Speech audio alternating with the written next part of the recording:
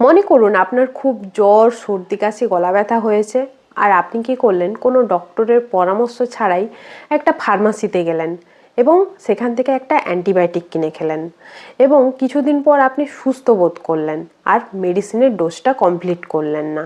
আপনি কি ভাবলেন আপনি জিতে গেছেন, তাই কি? কিন্তু আপনি জীবনের সবচেয়ে ভুল কিন্তু এখানেই করলেন। আপনি আপনার শরীরের ভেতরে আপনার অজান্তে একটা বড় শত্রুর জন্ম দিলেন, যাকে আমরা বলি সুপারবাগ।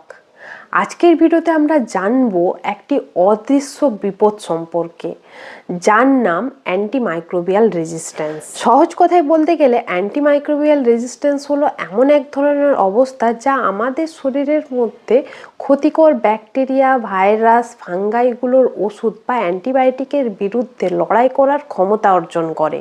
আগে যেই ওষুধে এই জীবাণুগুলো সহজেই মারা যাচ্ছিল, এখন কিন্তু সেই ওষুধে এই জীবাণুগুলো মারা যাচ্ছে না, তারা আগের থেকে আরো অনেক বেশি শক্তিশালী হয়ে গেছে। এখন প্রশ্ন হলো, এই পরিস্থিতি কেন তৈরি হচ্ছে? এর পেছনে কয়েকটা কারণ আছে। Misuse antibiotic. সাধারণ জ্বর, সর্দি, কাশির 90% কারণ হলো ভাইরাস, আর এই ভাইরাসের কারণে আমরা অ্যান্টিবায়োটিক ইউজ করছি, যা কোনো কাজই করে না। Incomplete course. অনেক সময় কি হয় না, আমরা একটু সুস্থ বোধ করলে অ্যান্টিবায়োটিকের ডোজ কমপ্লিট না করেই বন্ধ করে দিই। এতে কি হয় না, কিছু শক্তিশালী জীবাণু বেঁচে থাকে, যা পরবর্তীকালে এই ওষুধগুলোর বিরুদ্ধে প্রতিরোধ গড়ে তোলে। আর সব থেকে আমাদের মধ্যে যেটা বেশি হয়, সেলফ মেডিকেশান। আমরা কি করি না, কোনো ডক্টরের পরামর্শ ছাড়াই নিজেদের ইচ্ছে মতো মেডিসিন ইউজ করি। এই সমস্যাগুলো যদি কন্টিনিউ চলতে থাকে, এর ফল কিন্তু খুবই ভয়াবহ। কারণ এখন যে ইনফেকশানগুলো সহজে সেরে যাচ্ছে, এগুলো পরবর্তীকালে কিন্তু প্রাণঘাতী হতে পারে। এমনকি সাধারণ একটা অপারেশন বা সার্জারি কিংবা কেমোথেরাপি গ্রহণ করা রোগীও কিন্তু সামান্য একটা ইনফেকশনে মারা যেতে পারে, কারণ কোনো ওষুধই কাজ করবে না আর চিকিৎসা বিজ্ঞান কয়েক দশক পিছিয়ে যাবে। এখনো কিন্তু অনেক সময় আছে এই বিপর্যয় থামানোর।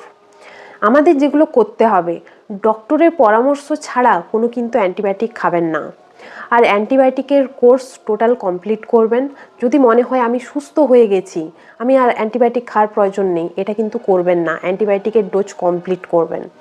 আর কি হয়, আপনার বেঁচে যাওয়া মেডিসিন কিন্তু অন্য কাউকে দেবেন না, আর অন্য কারো কাছ থেকে কিন্তু আপনি মেডিসিন খাবেন না। এটা মনে রাখবেন, এই অ্যান্টিবায়োটিকই কিন্তু আমাদের জীবনের একটা অমূল্য সম্পদ। আপনার একটা অসতর্কতা কিন্তু আমাদের পরবর্তী প্রজন্মের বিশাল বড় বিপদ ডেকে আনতে পারে। তাই সতর্ক থাকুন, সুস্থ থাকুন। ধন্যবাদ।